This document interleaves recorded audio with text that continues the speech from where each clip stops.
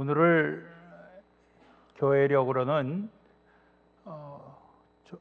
종료주일이라고도 하고 고난주일이라고도 해요. 그래서 어떨 때는 종료주일에 초점을 맞춰서 말씀을 묵상하기도 하고, 어떨 때는 고난주일로 그렇게 초점을 맞추기도 합니다만은, 오늘 말씀 우리가 양쪽을 다 봤어요. 그래서 종료주일과 고난주일 양쪽을 다 우리가 함께 연결시켜서 생각을 해보려고 합니다.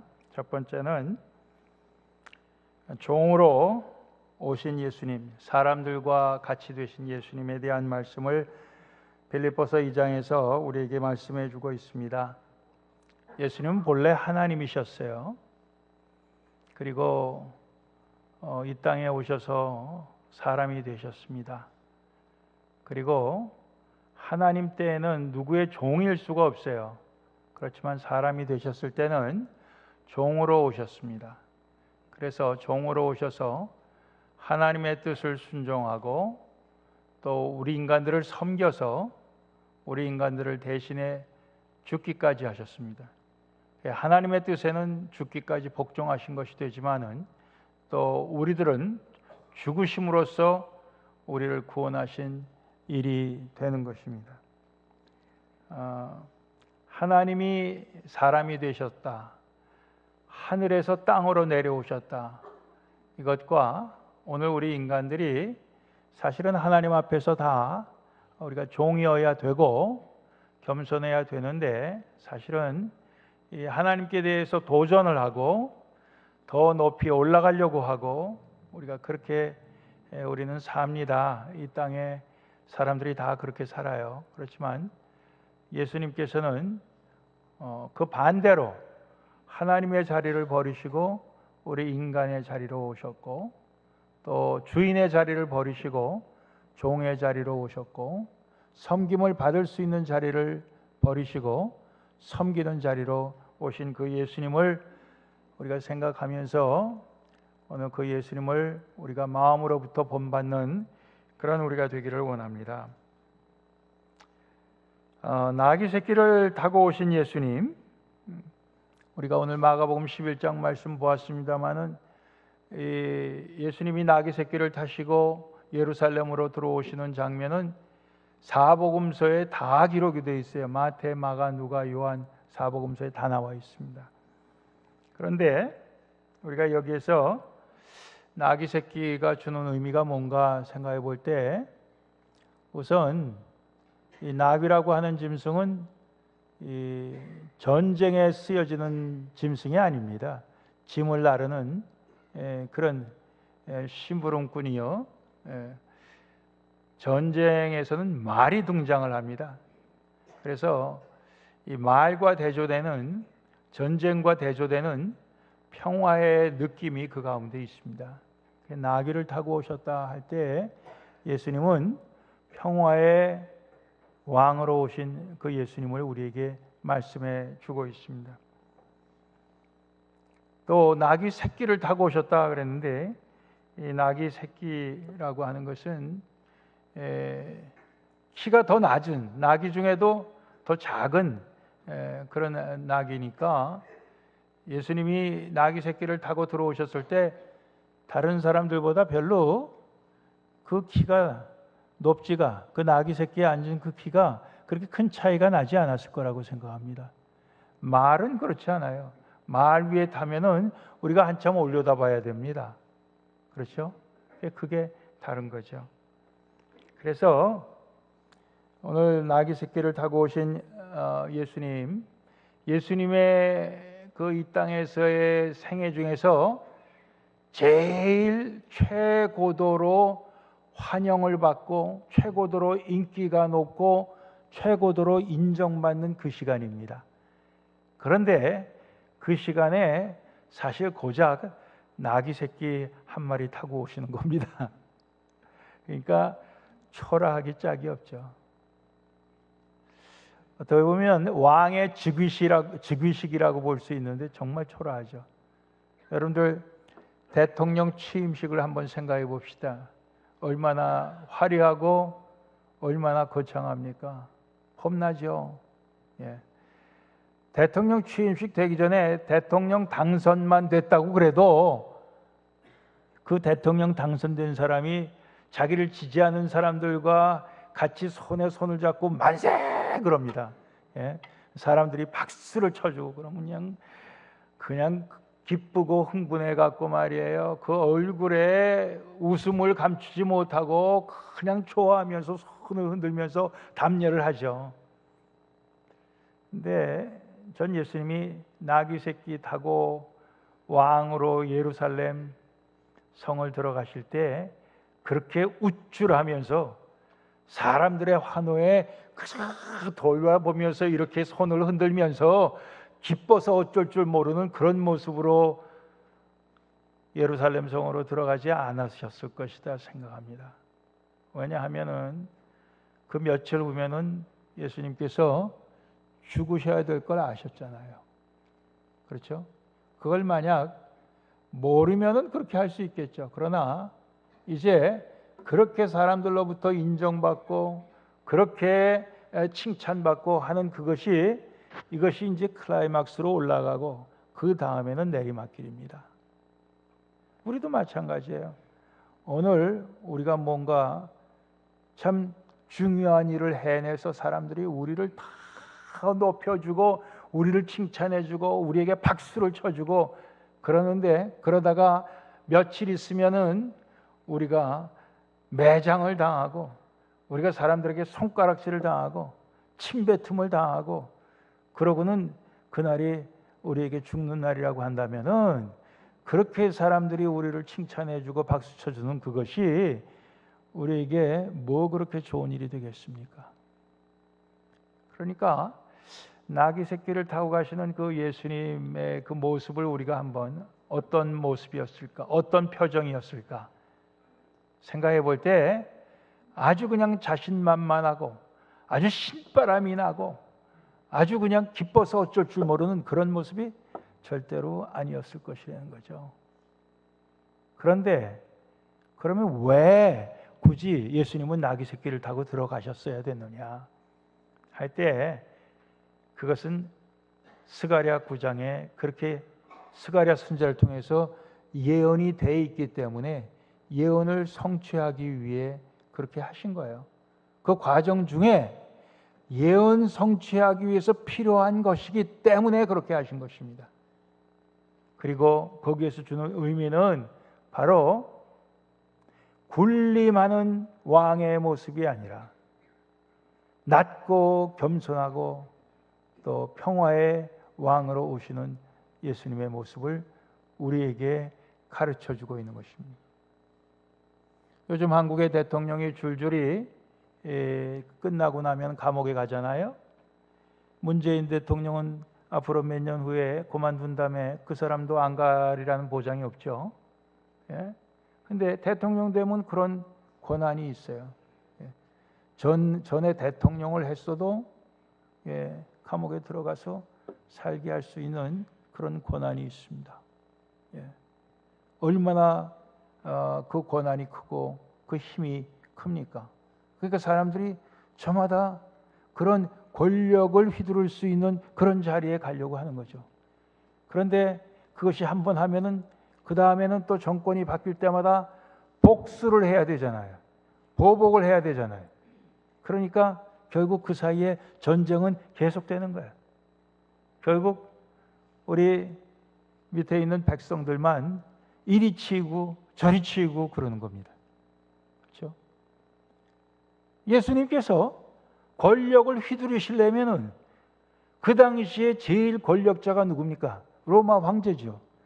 로마 황제보다도 더 큰 권력을 예수님이 행사하지 못하셨겠어요? 근데 그렇게 안 하신 거예요. 그저 보잘것없는 나귀, 그 중에서도 새끼 나귀, 키가 자그마해서 예수님이 거기에 앉으시면 발이 땅에 거의 닿을 정도고, 그 나귀 새끼에 앉았어도 다른 사람들 옆에서 이렇게 가는데 그 키가 별로 차이도 나지 아니하고, 그런 모습으로 왕이 되셔서 가시는 그 모습은 평화의 왕의 모습이다 그거예요. 그것이 우리에게 진정한 평화를 주는 것이라 하는 것을 주님은 몸소 우리에게 보여주신 것입니다. 우리 교회에서 몇 년 전에 총회를 했는데 우리 집사님 가운데 한 분이 총회할 때 이 입장식 하는 거를 갖다가 좀 이 젊은 사람들 이렇게 쫙 두 줄로 도열을 하게 해갖고 오시는 분들이 그 가운데로 착 입장하게 하면은 폼이 납니다. 그러시더라고요. 그래서 우린 그렇게 안 한다고 그랬어요. 한국에는 드라마 보니까 조폭들이 그렇게 하더라고요. 근데 조폭들이 하던 게 요즘은 교회에서도 큰 교회 목사님들이 그렇게 해요. 예, 그렇게 한다고. 예, 폼나잖아요. 폼난다. 예. 근데 우리는 예수님의 종려주일 사건 속에서 그걸 볼 수 있는 거예요. 야, 폼이 안 난다. 우리의 눈으로 보면 폼이 안 나는 거야. 우리의 눈으로 보면 뭐 거창한 게 하나도 아니야. 너무 서민적이야. 네, 그런 모습을 우리에게 보여주는 것입니다. 거기에 큰 의미가 있다. 바로 그것은 진정한 평화를 가져다주는 모습이다. 우리는 그렇게 생각하는 거예요. 근데 나귀 새끼를 타고 들어오시는 예수님을 환영하는 사람들이 그들의 겉옷을 벗어서 길에다 깔고 또 종려 가지를 베어서 그것을 길에다 깔기도 하고 또 그것을 흔들기도 하면서 환영을 하고 또 그들이 찬송 소리를 외칩니다. 호산나, 우리를 구원하소서, 그런 뜻인데요. 호산나, 다윗의 자손으로 오시는 이여, 호산나, 주의 이름으로 오시는 이여, 이러면서 찬송을 부릅니다. 결국 그 찬송에 담겨 있는 의미는 우리가 기다리던 메시아로 오시는 분을 우리가 환영합니다, 찬송합니다, 이런 의미가 그 속에 담겨 있어요. 그래서 그 환영하는 무리들은 대부분 예수님의 말씀을 듣고 또 예수님께서 병자를 고치시고 귀신 들린 자도 고치시고 그런 모든 것을 본 목격자들이고 또 그들의 증언을 들은 사람들이고 또 그 중에는 많은 사람들이 갈릴리에서 온 사람들이라 이렇게 생각합니다. 왜냐하면 예수님의 그 사역 중심지가 주로 갈릴리 지방이었어요. 그래서 그 사람들이 중심이 되었고 그 앞에 보면은 나사로를 살릴 때 그것을 목격했던 사람들, 또 나사로를 다시 살리셨다는 것을 들은 사람들, 이런 사람들이 다 예수님을 둘러싸고 이렇게 자기들의 겉옷도 벗어서 그 깔고 나뭇가지를 베어서 깔고 또 찬송을 메시아에게 드리는 그런 찬송을 예수님에게 부르면서 그러면서 앞서거니 뒤서거니 예수님 주위를 이렇게 둘러싸면서 예루살렘으로 들어가는 그런 모습입니다. 환영하는 사람들이 있고요. 근데 환영하는 사람들만 있는 게 아니에요. 또 이 환영하는 사람들을 못마땅하게 생각하는 사람들도 있었습니다. 누가복음 19장에도 이 종려주일에 대한 기록이 나오는데 거기에 38절을 보면 찬송하리로다 주의 이름으로 오시는 왕이여, 하늘에는 평화여, 가장 높은 곳에는 영광이로다, 이렇게 사람들이 찬송을 했단 말이에요. 그랬더니 무리 중에 어떤 바리새인들이 예수님에게 이렇게 말합니다. 선생이여, 당신의 제자들을 책망하소서, 이렇게 얘기했습니다. 바로 그 의미는 뭐냐면 지금 당신의 제자들을 비롯해서 사람들이 당신에게 부르는 이 찬송의 가사가 메시아에게만 해당되는 건데 어떻게 당신에게 이렇게 찬송을 부르게 내버려 두고 있습니까? 당신이 메시아가 아닌데, 그런 의미가 그 속에 담겨 있는 거예요. 그러니까 당신의 제자들을 책망하소서, 못하게 하라 이거예요. 그런 의미가 그 속에 담겨 있습니다. 바리새인들은 우리가 아는 대로 모세를 통해 주신 하나님의 율법을 누구보다도 잘 지킨다고 자부하던 사람들입니다. 그러나 그들은 예수님을 메시아로 인정하지 않은 사람들이 그 가운데 많이 있었어요. 예수님이 거기에 대해서 이렇게 대답하십니다. 내가 너희에게 말하노니 만일 이 사람들이 잠잠하면 돌들이 소리 지르리라. 이렇게 말씀하십니다. 이 사람들이 찬송을 못하게 하면 돌들이 찬송을 할 것이다, 이런 얘기예요. 그래서 저는 생각할 때 이 바리새인들이야말로 돌보다도 못한 사람들이다, 이렇게 생각합니다. 돌보다 못하다, 이거 욕이지요, 그렇죠? 근데 돌보다 못하다보다 욕이 덜 되는 게 있습니다. 그게 뭐냐 하면은 우리 한국 사람들이 옛날부터 많이 쓰는 말인데, 개보다 못하다. 그러면 굉장히 기분 나쁠 수 있죠. 근데 개보다 못하다보다 돌보다 못하다가 더 큰 욕일 것 같아. 왜요? 개보다 못한 사람은 너무 많아요. 개가 그래도 훌륭합니다. 얼마나 주인에게 충성스러운지 몰라요. 얼마나 주인에게 큰 위로가 되는지 몰라요. 우리 집의 자녀들도 그 강아지 하나 키우면서 얼마나 위로를 많이 받는지 모릅니다. 혼자 된 할머니들 또 그 강아지 한 마리 집에서 키우면서 얼마나 큰 위로를 받는지 모릅니다. 개보다 못하다 하면은 그럴 수도 있다, 화내지 말아야 돼요. 근데 돌보다 못하다, 이건 아주 욕입니다. 그 성경에 오늘 나오지 않지만은 제가 생각할 때 이 사람들은 돌보다 못하다, 좀 그렇게 생각합니다. 왜? 예수님께서 그들이 잠잠하면 돌들이 소리 지르리라 그랬으니까. 그런 사람들이 있었다는 거죠.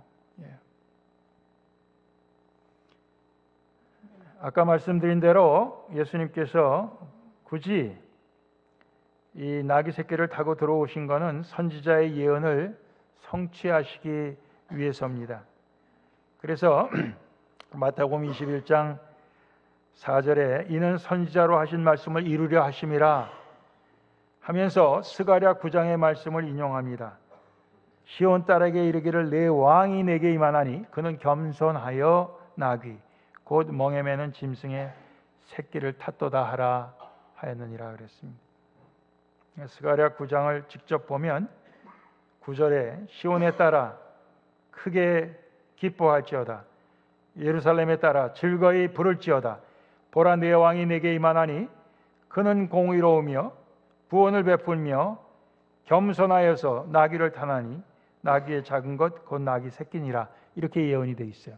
그러니까 사실 예수님은 며칠 후에 있을 죽으심까지 생각해 볼 때 예수님은 그렇게 기뻐하시고 또 사람들처럼 그 환호에 그렇게 크게 제스처를 쓰면서 화답하실 수가 없었겠지만은, 그러나 이 예언대로 예수님을 메시아로 알고 환영하는 사람들에게는 기쁨이 충만했던 것입니다. 크게 기뻐할지어다 시온에 따라, 이렇게 얘기하고 있습니다. 예루살렘에 따라 즐거이 부를지어다. 왜냐? 내 왕이 내게 임하나니 그는 공의로우며 구원을 베풀며, 공의의 주님으로 오신다는 거예요. 구원을 베푸신 구원주로 오신다는 거예요. 겸손하여서 나귀를 타나니, 겸손한 왕으로, 평화의 왕으로 오시는 주님이라는 거예요.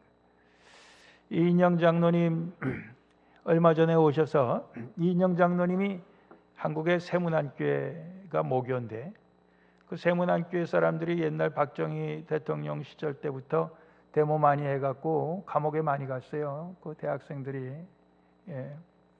그래갖고는 뻘건줄이 가갖고 할래도 이것도 저것도 할 수가 없어갖고 신학교 가서 목사 된 사람들이 여럿 있습니다. 저희 고등학교 동창 친구 중에도 하나 그런 사람이 있어요. 부산에서 데모하다가 감옥에 갇혔다가 사형 언도를 받았는데 박정희 대통령이 암살당할 때 결국 사면돼 갖고 나왔어요. 이제 그런 사람들이 지금은 문재인 대통령 때 아주 때를 만나 갖고 지금 아주 그냥 좋은 시절을 만났다고 그래요. 여러분들 이제 때를 만나서 좋은 사람이 있는가 하면은 또 그렇지 않은 사람들은 또 아주 어려운 그런 시기에 정권이 바뀔 때마다 이렇게 이것이 왔다리 갔다리 하는 그런 것을 이 세상에서는 맛봅니다. 그러나 예수님은 공의의 주님으로 오시고 또 겸손한 주님으로 오시고 또 구원의 주님으로 오시는 그 모습이 나귀 새끼를 타고 오시는 모습이다 이거예요. 그러니까 예수님은 누구에게나 있어서 그분은 왕이 되시는 거예요. 누구에게나 있어서 그분은 주님이 되시는 분이라 이거죠. 세상은 그렇지 않아요. 세상은 그렇지 않습니다. 그래서 그 나귀 새끼를 타고 오면서 그 예언을 성취하시는 그 예수님의 모습은 예수님이 우리에게 정말 평화의 왕이 되시고 우리의 구세주가 되시고 하는 그 모든 것의 방법은 이 세상 사람들이 생각하는 것과 다르다. 이것을 우리에게 분명히 가르쳐 주시기 위함입니다. 그러니까 우리는 목적만 좋다고 좋은 게 아니라 그 방법도 예수님의 방법을 따라야 되죠. 중국의 시진핑 주석이 이번에 인민대표회의에서 만장일치를 받아서 추대를 또다시 받았어요. 만장일치. 그거 공산주의에나 있는 거 아닙니까? 예. 만장일치라는 거 있을 수 없는 거 아니에요? 근데 만장일치를 받았습니다. 이제는 그가 가진 그 권력이라고는 누가 감히 넘보지도 못하고 거기에 대해서 대항도 하기 어렵게 그렇게 만들었습니다. 그러면서 우리가 얘기할 때 중국 같은 그런 그 넓은 땅덩어리와 그 많은 인구를 다스리려면은 독재를 하지 않으면 안 되죠. 그런 얘기 했어요. 근데 옛날에도 우리가 그런 얘기 많이 들었습니다. 한국 사람들은 독재를 해야 됩니다. 그런 얘기 많이 들었어요. 그렇죠? 한국 사람들 말 안 듣기 유명하니까 독재해야 됩니다. 그런 얘기 많이 들었어요. 그런데 그런 속에서 과연 우리에게 평화가 있을 수 있겠느냐? 그런 속에서 우리가 구원받을 수 있겠느냐? 안 된다는 거죠. 예수님은 이 땅에서 다 안 되는 그런 속에서 예수님은 이것이다. 우리에게 그 방법에서까지 해답을 보여주시는 것입니다. 마지막으로 우리가 생각할 것은 이렇게 종으로서 하나님의 뜻에 순종하고 또 우리 인간들을 위해서 대신 죽으시고 또 우리에게 평화를 가져다 주시기 위해서 나귀 새끼까지 타신 그 예수님께 하나님 아버지께서는 어떻게 하셨나 하는 것을 빌립보서 2장 9절 이하 보면 이러므로 하나님이 그를 지극히 높여서 모든 이름 위에 뛰어난 이름을 주사 하늘에 있는 자들, 땅에 있는 자들, 땅 아래에 있는 모든 자들로 예수의 이름 앞에 무릎을 꿇게 하시고 모든 입으로 예수 그리스도를 주라고 시인하여 하나님 아버지께 영광을 돌리게 하셨느니라 이렇게 말씀하고 있습니다. 이런 방법을 통해서 결국은 십자가의 죽기까지 복종함을 통해서 하나님께서는 예수를 모든 이름 위에 뛰어난 이름 그 예수, 우리를 구원하실 그 예수, 그 이름을 주셨다 이런 뜻입니다.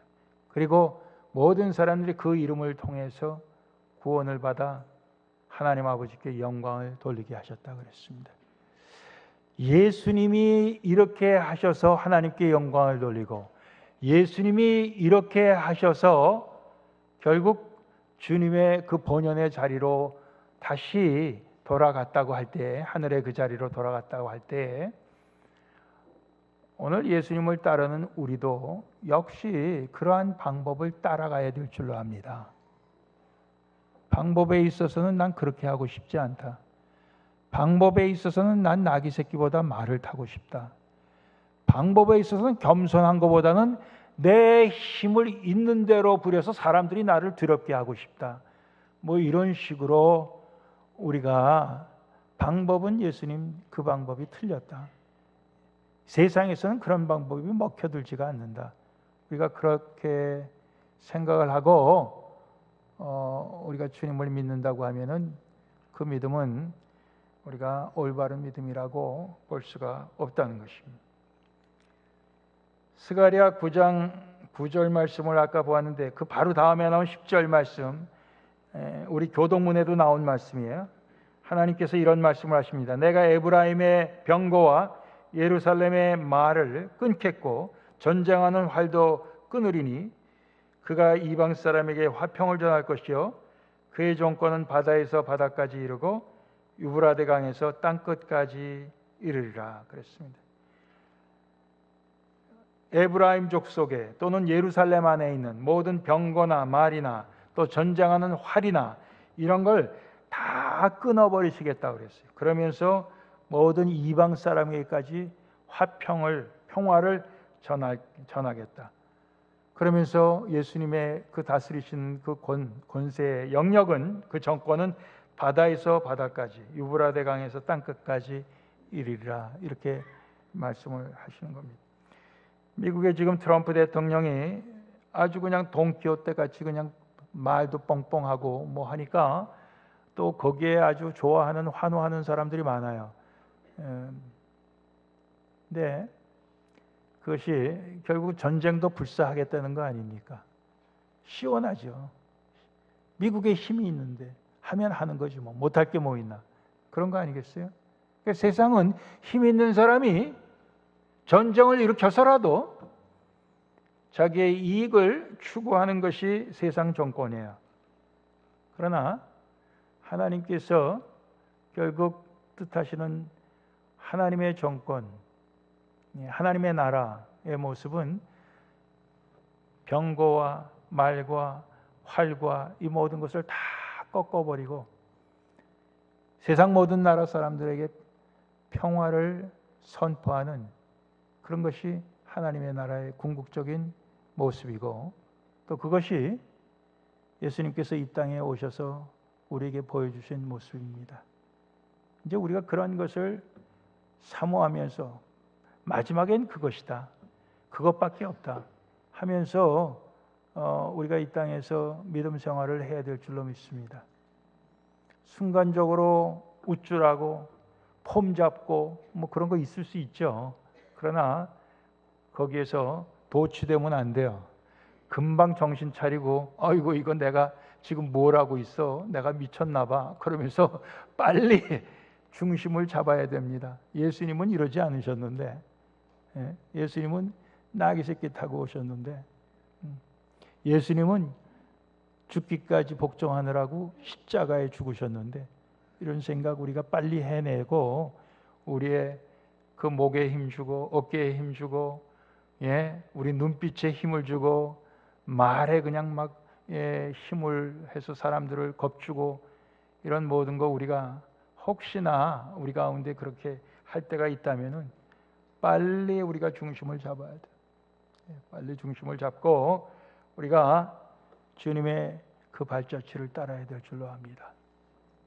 주님의 그 모든 뜻을 우리 마음에 품어서 우리의 삶 속에서 그대로 우리가 따라가게 될 때 우리에게 예수님 주신 평화, 예수님 주신 구원, 예수님 주신 공의, 의로움, 이런 모든 것이 결국 우리로 하여금 천국의 영생까지 얻게 될 줄로 믿습니다. 기도하시겠습니다.